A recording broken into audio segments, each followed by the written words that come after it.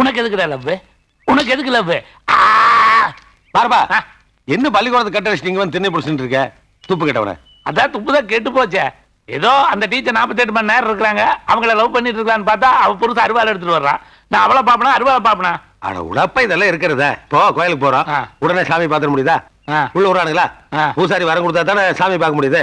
தட்டுல காசை போட்டு சரி பண்றது இல்லையா? அந்த மாதிரிதான். இப்ப என்ன பண்ணணுங்கிற? நான் சொல்ற மாதிரி செஞ்சேன்னா சரி, அவ புருஷன் பேசாம அருவாளை கீழே போட்டு வெளியில போய் உட்காந்துக்குவான். அப்படியா? எங்க சொல்லு. அதாவது ஒரு 100 ரூபாய் நோட் எடுத்து அவனுக்கு கொடுக்கணும். கொடுத்துட்டு இந்த மாதிரி உன் சம்சாரம் ரொம்ப நல்லா பாடம் நடத்துறாங்க அப்படின்னு அவங்க சொன்னீங்கன்னா போதும், வெளியில போயிடுவான். என்னப்பா இது? இதை நான் சொல்ல மாட்டேனா? உன் பொண்டாட்டி ரொம்ப பிரமாதமா பாடம் நடத்துறாங்க அப்படின்னு சொல்லிட்டு போறேன். ஆமா, அவன் அருவாளை கீழே போட்டா கூட நீ எடுத்து கூட ஸ்கூலுக்கு வச்சுட்டு போட்டிருக்கேன்.